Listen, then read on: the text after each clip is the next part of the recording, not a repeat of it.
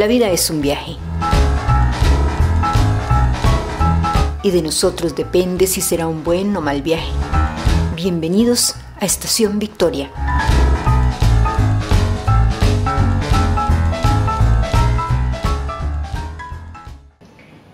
El otro día, mirando el canal Caminando el Sendero de Bertus el Caminante, me encontré un tema interesante que consistía en, digámoslo así, las preguntas frecuentes que se hace una persona cuando está en proceso de despertar.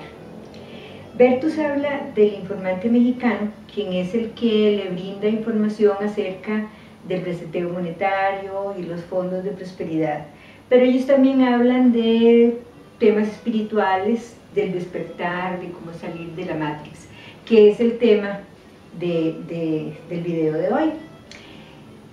El informante mexicano hablaba con Adrián, que era la persona que le hacía las diferentes preguntas.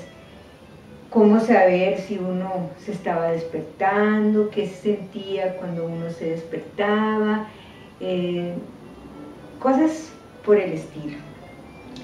El informante mexicano le dio respuestas muy valiosas basadas en los 7 principios universales. Retomando estas respuestas del informante mexicano, yo quiero agregar algo más. Hagamos una parada para hablar de la vida. Me parece muy bien la recomendación de dejar la tele y su programación mental de lado. Es obligado para esa persona que está empezando a preguntarse si será cierto todo lo que le han contado.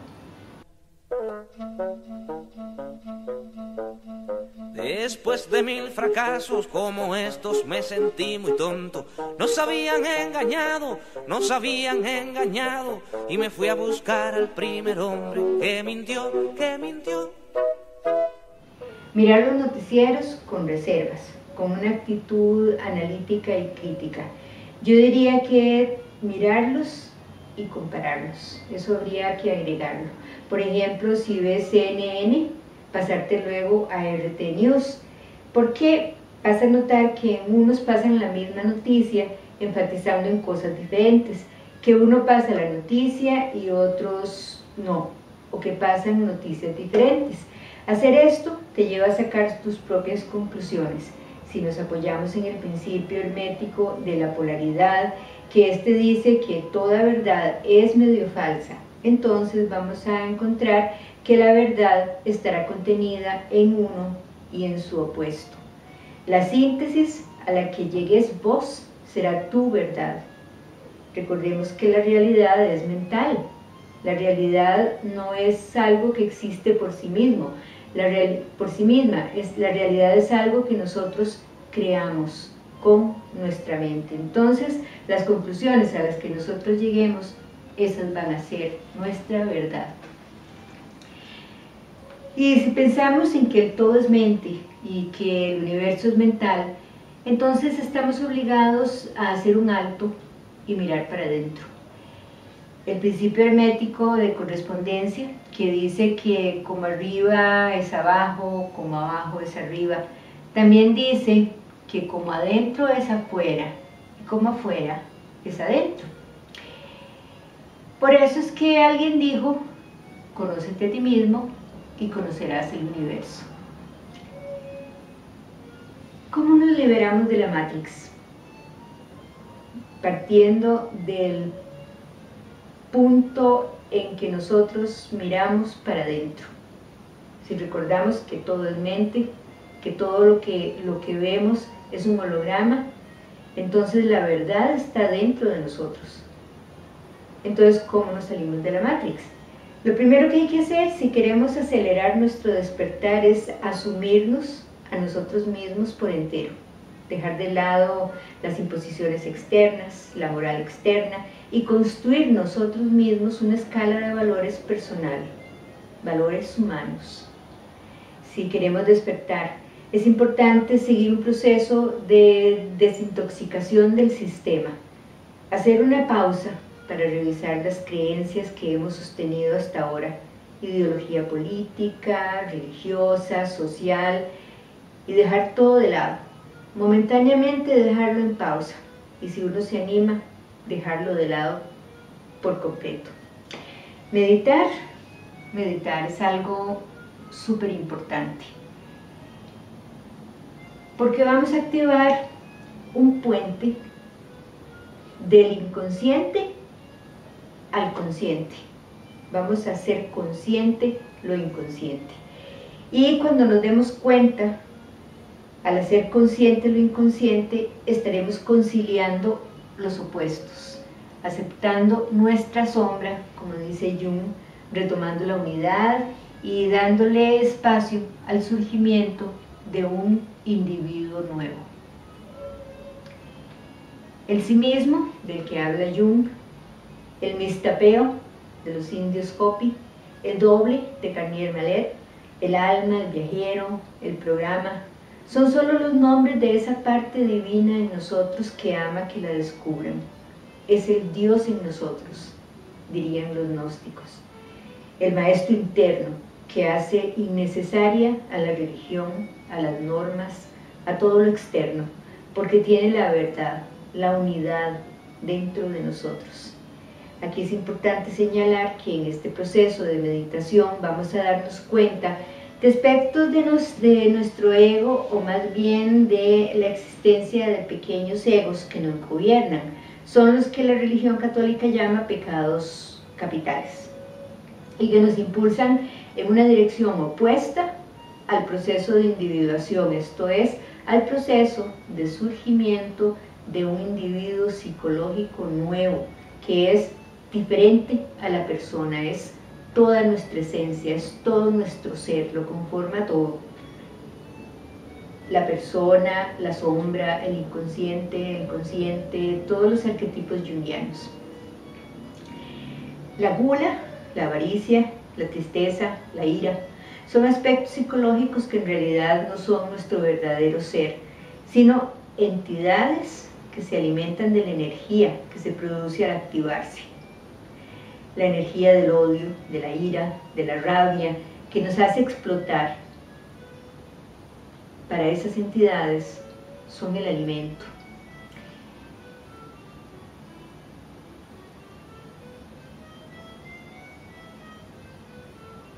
Conociéndonos a nosotros mismos, vamos a distinguir cuál de todos nos está dominando y podemos eliminar a esas entidades. Y lo veremos en otra ocasión, con la ayuda de la Madre Divina, ese aspecto femenino de la fuente, de acuerdo a los gnósticos.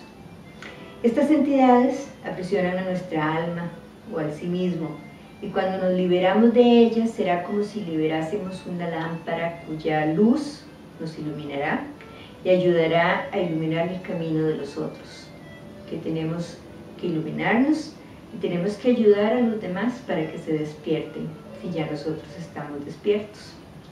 El sí mismo, el doble, no busca que se diluya el ego, sino que, de acuerdo a lo que nos explica Jung, propone un acuerdo.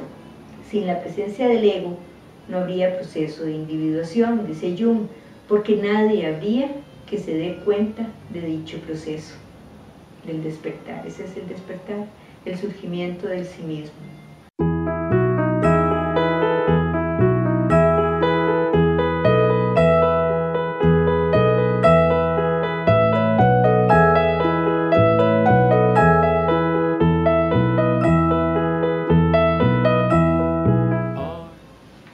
¿Qué son los futuros peligrosos?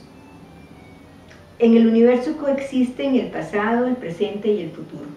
El presente es el puente que comunica el pasado con el futuro.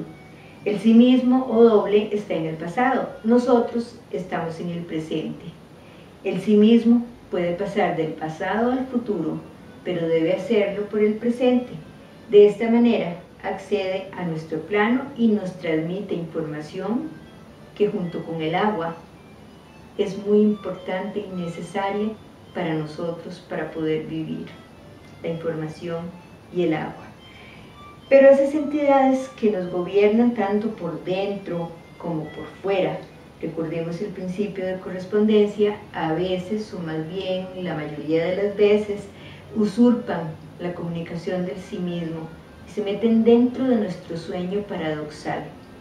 Ese sueño en que quedamos completamente inmóviles, que no estamos en nuestro cuerpo, sino que nosotros nos vamos y viene a ocupar el cuerpo energético del sí mismo, ocupa nuestro cuerpo. Ahí es donde nos transmite información por medio del agua. Entonces a veces en lugar de que sea el sí mismo el que ocupe nuestro cuerpo, van a ser esas entidades o van a ser futuros que nosotros mismos hemos creado en un pasado y que lo hemos creado en forma inconsciente.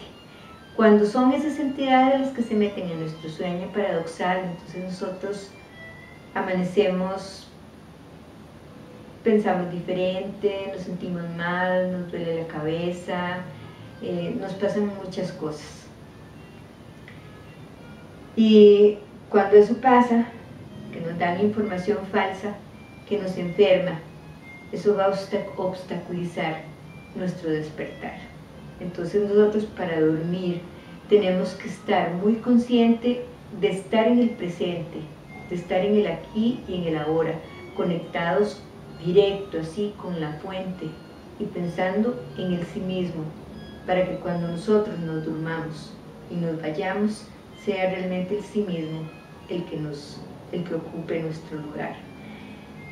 No te pierdas la continuación de este tema en el canal Estación Victoria. Si no lo has hecho, suscríbete y dame un like. Y recuerda, tu mejor compañía sos vos mismo. Aprende a conocerte.